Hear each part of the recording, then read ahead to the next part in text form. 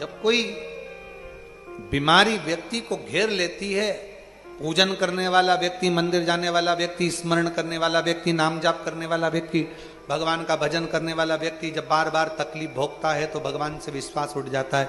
अब मैं नहीं जाऊंगा, अब मेरे को वहां जाना ही नहीं है, अब उसकी निंदा करना चालू कर देगा।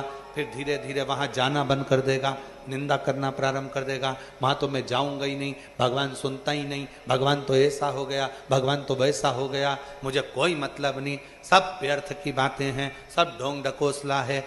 कब करता है? पहले तो भगवान को मानता था, पहले तो भगवान का भजन करता था, पहले तो भगवान की स्तुति करता था, पहले तो खूब पूछता था। बंद कर दिया। क्यों? क्योंकि उसके मन की नहीं भजता था। उसके बाद भी शरीर में रोग आ गया, तकलीफ आ गई। भगवान का दोष नहीं है, तकलीफ आ रही है ये हमारे प्रारब्ध का, हमारे कर्म का दोष है। वो तो तुम गुरु की शरण में हो, परमात्मा की शरण में हो, भगवान की शरण में हो, जाते रहो। ना जाने कितने और धक्के खाने लिखे थे, पर भगवान की शरण में रहोगे तो बड़ा सा बड़ा खड्डा भी धीरे से निकल जाए। बस में सफर करा है तुम लोगों ने? जम के बोलो जरा। दचका पीछे ज्यादा लगता है कि आगे ज्यादा लगता है? पीछे, क्योंकि ड्राइवर की सीट से जितने दूर रहोगे उतने दचके सहना पड़ेंगे। ड्राइवर की सीट के पीछे रहोगे, दचके कम लगेंगे। उसी तरह गुरु से और भगवान से जुड़कर चलोगे, संसार में बहुत दचके हैं, लगने नहीं देगा। थोड़ा समय, रोड है, दचके तो होंगे, सामने रोड बना है तो दचके तो होंगे। जो पूर्व में कर्म कर कर आए हो वो तो तुम्हें भोगना पड़ेगा।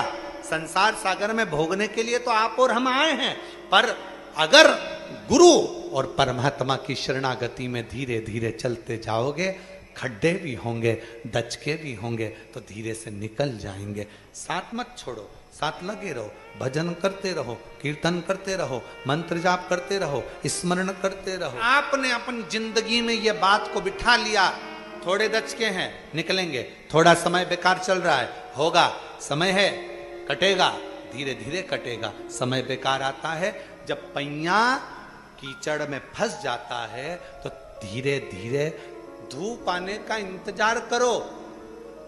कीचड़ सूखेगा, गाड़ी निकलेगी। दिल्ली में कथा थी, इतना पानी गिर गया, आस्था वालों की खुद की गाड़ी फंस गई। आप इनसे पूछो, पीछे चक्का फंसा, अब वो गाड़ी फंसी तो निकले कैसे? तो इन्होंने कहा कि गाड़ी फंस गई, क्या करें क्या करें। हम बोले कि चिंता मत करो, थोड़ा धूप आने का इंतजार करो। धूप एक दिन में, 2 दिन में आएगी। 2 दिन तक धूप का इंतजार करा, धूप आई, कीचड़ सूखा, गाड़ी निकल कर बाहर हो गई। बस यही जिंदगी है।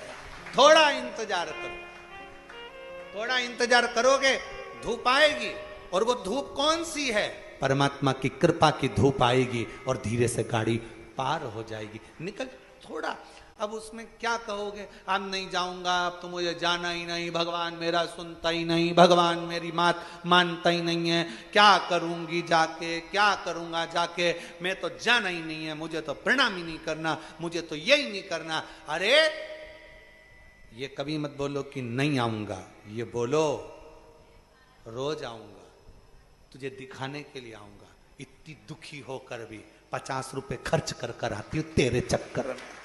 60 रुपए का टिकट लो, सीहोर तक आऊं, 30 रुपए ऑटो वाले के दूं, रेलवे स्टेशन से सीहोर कोबरेश्वर धाम तक 30 रुपए, 30 रुपए ऑटो वाले के दूं प्रत्येक यात्री, और फिर मैं तेरे धाम जाऊं। मेरे तो 70-80 रुपए खर्च हो जाते हैं। मैं जान करके तुझे चिढ़ाने के लिए आती हूं, कभी तो सुनेगा।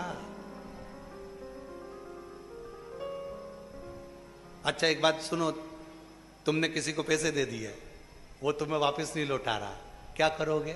छोड़ दोगे? अरे बोलो तो जम के नहीं, जाते रहोगे। ओ कल्लूमल जी, ओ कल्लूमल जी, पैसे? कल्लूमल क्या दूंगा दूंगा।